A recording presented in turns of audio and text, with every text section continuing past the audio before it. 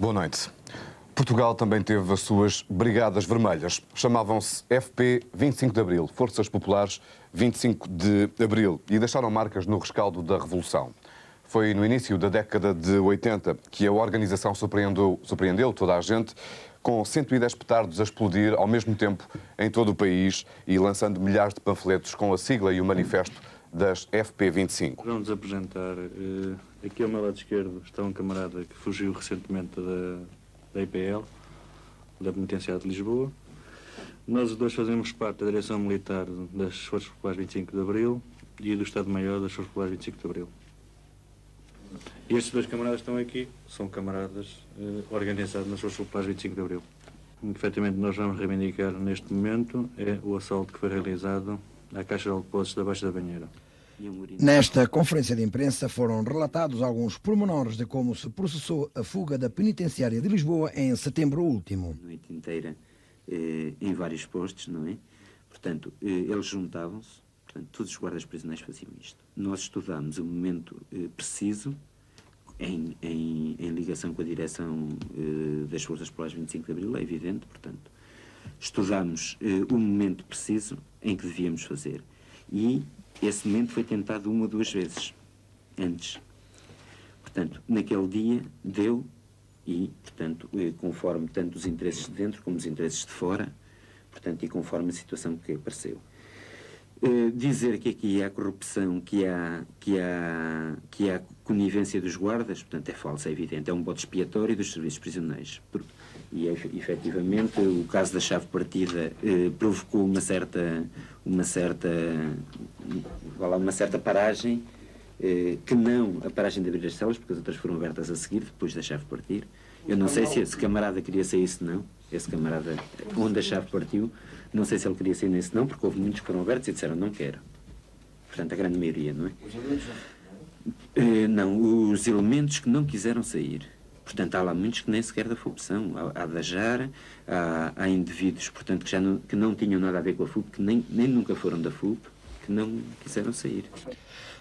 Afirmaram nada a ter a ver com o projeto global. Desmentem qualquer tipo de infiltrações, o que contradiz a tese de defesa de Otelo, que acusou as FPs de infiltrar o projeto global. Camaradas do PS para a esquerda. E por isso, o nosso trabalho não é um trabalho de infiltração em qualquer organização política, mas sim um trabalho de consciencializar as pessoas, de formá-las política e militarmente, para criar uma situação insurrecional em Portugal. A questão sobre o Otelo que se põe é a seguinte, é que, portanto, um revolucionário nunca se justifica perante um tribunal burguês. Portanto, e as declarações, portanto, do Otelo Saiba de Carvalho serão da responsabilidade dele. Portanto, estes dirigentes das FPs 25 desmentiram que Macedo Correia, uma das figuras-chave do julgamento de Monsanto, tenha pertencido às Forças Populares 25 de Abril. O provocador nunca foi das Forças Populares 25 de Abril. E agora conta as histórias que a polícia lhe conta, é evidente.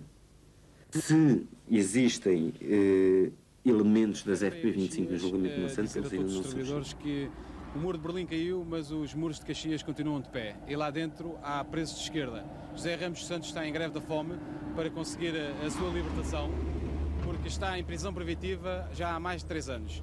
Otelo e os outros companheiros que foram libertados estavam na mesma situação que ele e, portanto, não se compreende porque se mantém ainda José Ramos dos Santos e outros presos em Caxias presos. A FER veio demonstrar com esta iniciativa de que os diversos candidatos à Câmara Municipal de Lisboa têm uma atitude de cúmplice com o poder.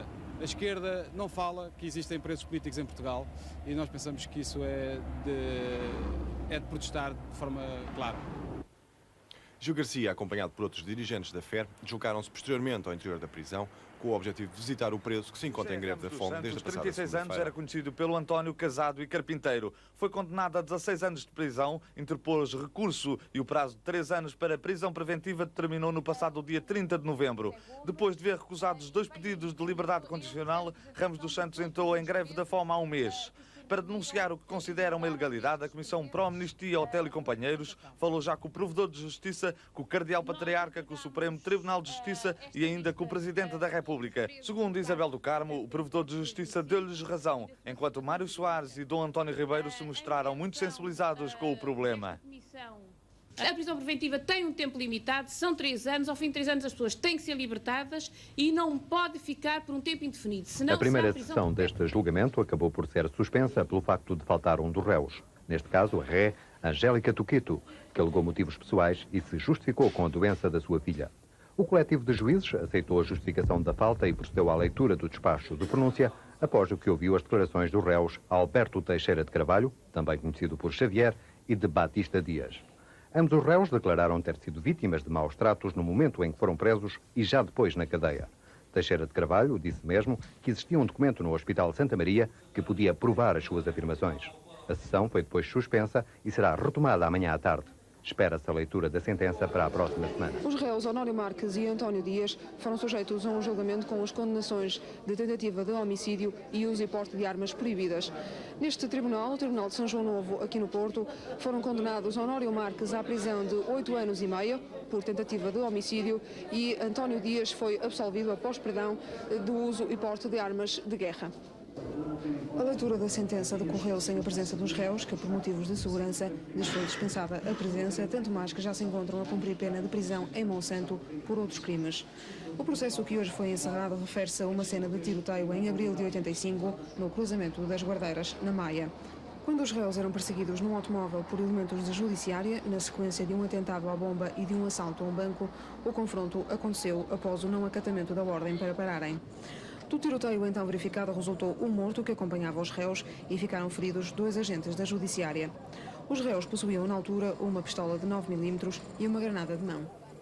A recente decisão do Supremo Tribunal de Justiça, que confirmou o julgamento dos elementos das FP25, lançou de novo a hipótese da amnistia como opção provável para encerrar este caso definitivamente. Uma opção que terá de ser tomada pela Assembleia da República, mas até agora não há consenso entre os vários grupos parlamentares. Enquanto o PS, o PCP e o PRD se mostram favoráveis à amnistia, o maior partido com assento parlamentar, o PSD, parece ter a sua bancada dividida. Um facto para o qual deverá contribuir ainda mais a posição de afastamento do Governo relativamente a esta matéria. Hoje mesmo, o porta-voz do Governo, Marcos Mendes, deixou bem clara a posição do Executivo. O Governo não tem, nem tem que ter qualquer posição relativamente a essa matéria. Trata-se de uma questão da exclusiva responsabilidade e competência da Assembleia da República. E o Governo não vai, naturalmente, invadir as competências que são do outro órgão de soberania, neste caso a Assembleia da República. O Governo não tomará qualquer iniciativa sobre esta matéria, uma atitude que choca com a posição do CDS, tornada hoje pública. Os centristas, embora à partida frontalmente contra a amnistia, defendem que o Primeiro-Ministro deve informar sobre as condições existentes antes de os partidos tomarem qualquer decisão. Só depois do Sr. Primeiro-Ministro, como garante de segurança interna do país, dizer que essas condições podem ser cumpridas, é que poder-se apor o problema de saber se a Assembleia da República deve ou não decretar a amnistia. Quer dizer então que o CDS pode mudar de opinião? O CDS irá estudar a posição, que naturalmente neste momento é contra a amnistia, mas espera que o Governo, o Sr. Primeiro-Ministro, diga o que é que entende do seu ponto de vista de segurança interna. O encontro deu-se por iniciativa do Presidente da República e teve por finalidade conversar com Freitas do Amaral sobre o caso FP25 e, nomeadamente, a posição dos centristas face à possível amnistia dos erguidos FP. À chegada a Belém, o líder dos centristas declarou que a posição do CDS quanto a este assunto continua a ser a mesma, ou seja, desfavorável à amnistia, e que esta é uma decisão que detém um largo consenso no seio do partido. Há alguma evolução na posição que o CDS tem tomado até agora relativamente à amnistia? Não há nenhuma evolução. Nós temos realmente uma posição bastante fechada sobre essa matéria. Embora eu esteja na disposição, como é evidente, de ouvir com todo o respeito e atenção os argumentos que o Sr. Presidente possa querer invocar, mas de facto o nosso sentimento, e é um sentimento geral no partido, dirigentes, bases, militantes, é de facto um sentimento muito negativo em relação a isso. Portanto, não há forma nenhuma de haver alguma alteração ou alguma abertura por parte do CDS relativamente a este problema. Penso que não, Chegar-se a um mas consenso político, de qualquer penso forma. que não, mas de qualquer modo, só depois de falar com o Sr. Presidente é que estarei em condições de reunir a Comissão Política Nacional do Partido e aí tomarmos a decisão definitiva. Para quando é que é essa reunião? Não faço ainda ideia, mas talvez dentro de 8 dias ou coisa assim, depende um pouco da urgência que o assunto tiver. E acha que é muito urgente? Pois eu não sei. Acorda os juízes que constituem o Tribunal Coletivo em julgar a acusação improcedente por não provar. José António Silva Pereira foi o único réu a comparecer no tribunal. A sessão anterior durara apenas 15 minutos. Nenhuma das testemunhas fora capaz de reconhecer os assaltantes em qualquer dos réus. Esta tarde, pouco mais de 1 minuto foi suficiente para declarar a sua inocência. Era esta a sentença que aguardava? Sim, desde o início. Isto é o corolário das acusações que nos foram feitas pelos chamados arrependidos, sem qualquer suporte material, e pronto, foi a absolvição. Mas penso que mais importante do que isto é que há 7 anos que isto se vai arrastando, sem qualquer definição para este processo, do qual, neste momento, os companheiros que estão na penitenciária em Caxias entraram em greve de fome, às 0h02, entrou o primeiro, e que urge, na minha opinião, na opinião de toda a gente, para uma resolução final para este caso. Ainda antes de deixar a sala do Tribunal de São João Novo, José António Silva Pereira negou qualquer ligação às FPs 25. Reconheceu, no entanto, pertencer ao chamado Projeto Global de Otelo Saraiva de Carvalho. Na próxima terça-feira, segundo afirmou, a Comissão Pró-Amnistia vai revelar, no Porto, novos dados sobre os presos alegadamente envolvidos no caso das FPs 25. José António Silva Pereira reiterou a necessidade de encontrar uma saída política urgente para o problema no quadro das negociações efetuadas em segredo nos últimos anos. Existia tudo o que puder conservá-los vivos e vivos para a vida, então suponho que o futuro de Portugal não existirá. Encontrou-os dispostos? Depende agora disso, só. Encontrou-os dispostos, por exemplo, ao indulto, a receberem indulto? Eu encontrei-os dispostos a tudo o que façam de fora, que não seja mentira e que sirva para eles estarem em plena liberdade. O que o senhor acha que eles estão fisicamente, moralmente? Moralmente estão ótimos. Fisicamente, as pessoas costumam comer. Qual é a solução que o professor defende para este caso? Para abrir as portas da cadeia. E deixá-los sair? Naturalmente. E eles fazerem a vida que deve toda a gente fazer. Livre e provida de tudo aquilo que é preciso para dignamente viver. Só isso. Sr. Professor, o que é que pensa da greve de fome como método de luta, como modo de luta? É com as pessoas que a adotam. Mas qual é o seu conceito filosófico, digamos, da greve de fome? O meu conceito é outro. Fome para ninguém. Em caso nenhum. E resistir quanto se possa àquilo que seja uma espécie de tirania de qualquer nome que ela se revista. E a greve de fome é uma espécie de resistência? Diga? É uma forma de resistência à greve de fome? É evidente. É uma forma de resistência. Justifica-se neste caso? Diga? Neste caso, acha que se justifica ou não?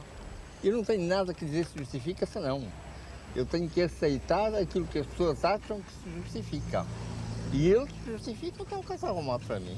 O professor Agostinho da Silva vai tomar alguma iniciativa junto dos órgãos de soberania, junto do Presidente da República ou da Assembleia da República? Portanto, vai tomar alguma iniciativa junto da Assembleia da República ou do Presidente da República a respeito deste caso? É possível. Depois o meu amigo vai vendo se tomou, se não. Mas que tipo de iniciativa? O que o amigo vir que é, nessa altura.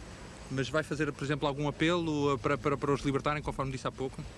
Eu não disse que faço apelo para os libertarem. Eu digo que há todas as razões para os libertarem. Sr. Professor, o que é que lhes disse? Diga? O que é que lhes disse? A eles, é muito comprido. Resuma-me em poucas palavras, Sr. Professor, se puder. Poucas palavras é isso.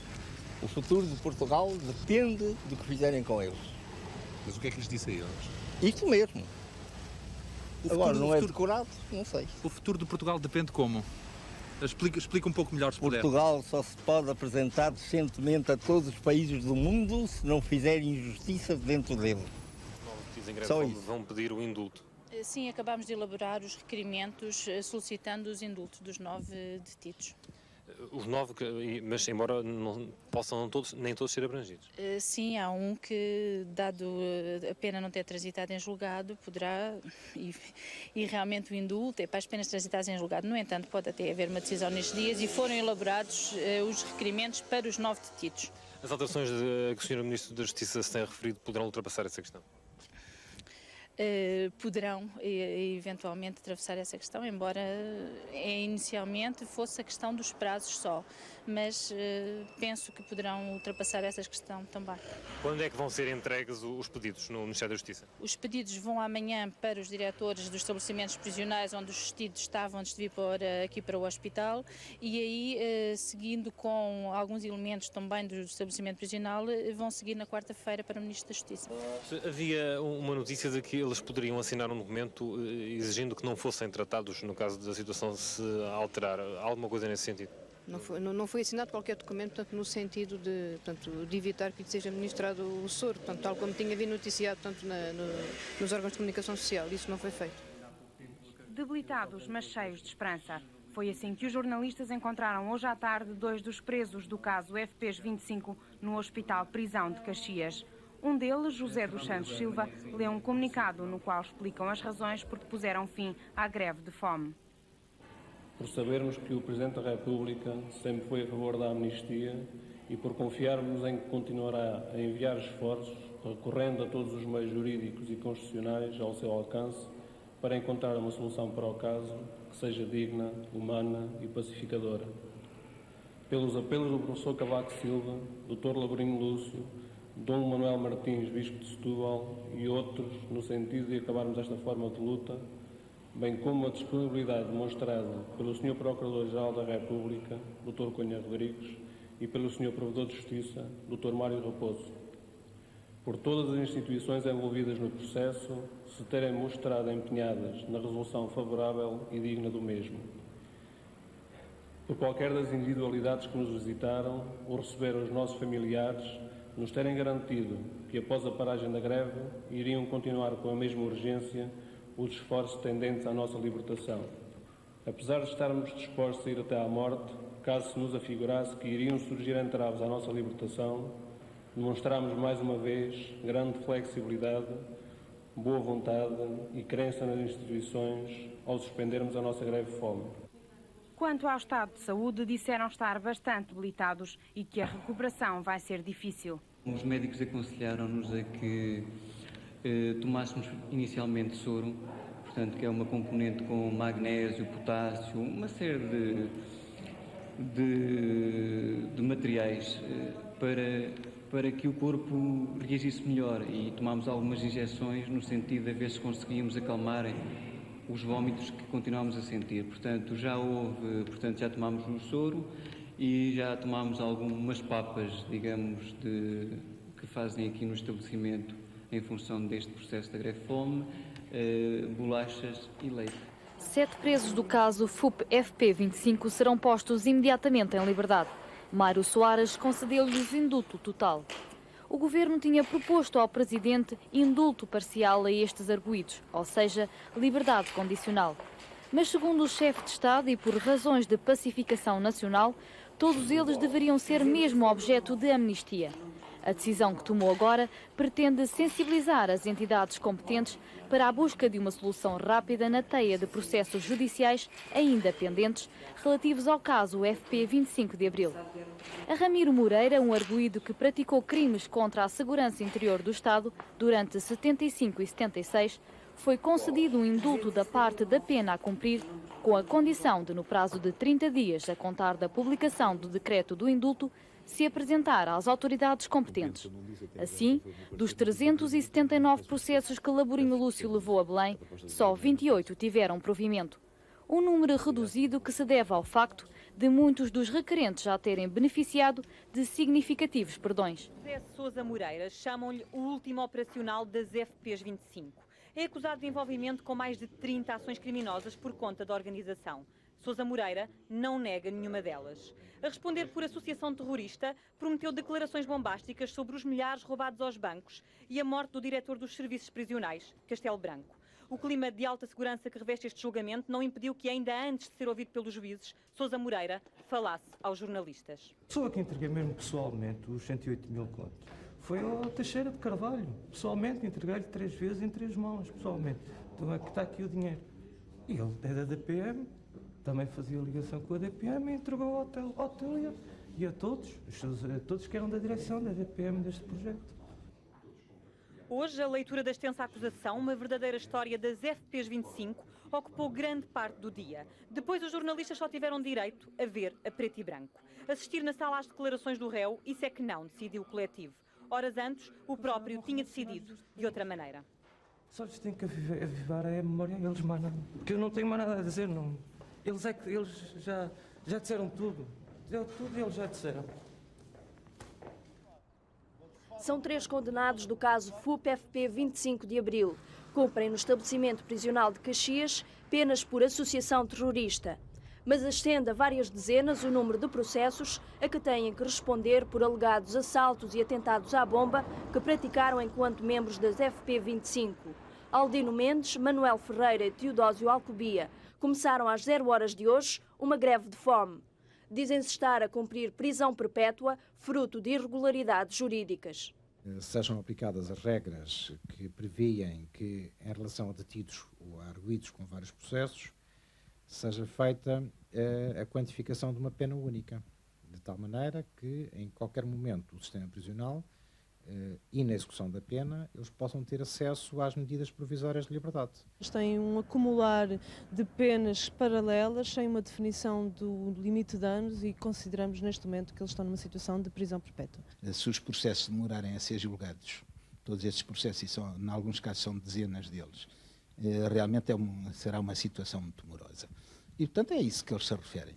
A clarificação da prisão perpétua, no fundo, essa expressão é o que significa. Uma manhã inteira só para a leitura da sentença. 8 réus e muitas acusações num processo que volta a trazer à ribalta as FP 25 de Abril. O Tribunal do Barreiro considerou provado que a organização se manteve ativa e operacional até 1992, na margem sul do Tejo. Todos os réus envolvidos no processo foram condenados. Assaltos à mão armada, a bancos e carrinhas, roubos e falsificações que renderam milhares de contos, levaram o tribunal a aplicar penas de prisão que, num dos casos, ultrapassa os 11 anos. Mal tinha acabado a sentença, as reações não se fizeram esperar.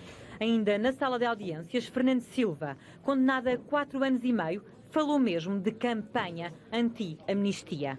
É uma campanha de protelamento deste processo, com interesses obscuros que eu, portanto, não tenho ainda claros quais são. Estes juízes podem limpar as mãos à parede, porque uma sentença que dá como existente ainda hoje, porque, quer dizer, não se diz quando é que acabou, disse que até 92 as FPs 25 existiam como projeto, pressupõe-se que ainda existem hoje. Incongruências e acusações, onde não foi poupado o nome de Otelo, acusado de não se empenhar mais no processo da amnistia. Críticas que se estenderam também a António Moreira, conhecido como antigo comando da Margem Sul. Foi condenado a 6 anos e 10 meses de prisão, mas acabou por ficar em liberdade. É que a própria acusação recorreu de imediato da sentença, mantendo assim Moreira na situação de liberdade provisória. Não, eu fiz parte de uma organização que efetivamente se chamava FPs 25, mas que estava incluído num projeto global, que tinha várias componentes e eu faria parte de uma componente, como também faria parte de uma direção de síntese desse projeto. Daniel Horácio, o senhor foi ou não foi membro das FP 25? Eu fui membro das FP 25. Helena Carmo, foi membro ou não foi membro das FP 25? Fui membro das FPs 25, sim. Otelo Saraiva de Carvalho, foi membro ou não foi membro das FP 25? Não fui membro das FP 25. O PS não quis votar hoje o projeto para indenização às vítimas, por isso meteu um requerimento para que o mesmo fosse discutido depois em comissão. O PP achou tal inqualificável. O meu grupo parlamentar não será cúmplice de uma votação vergonhosa como a que vai ocorrer. Sai!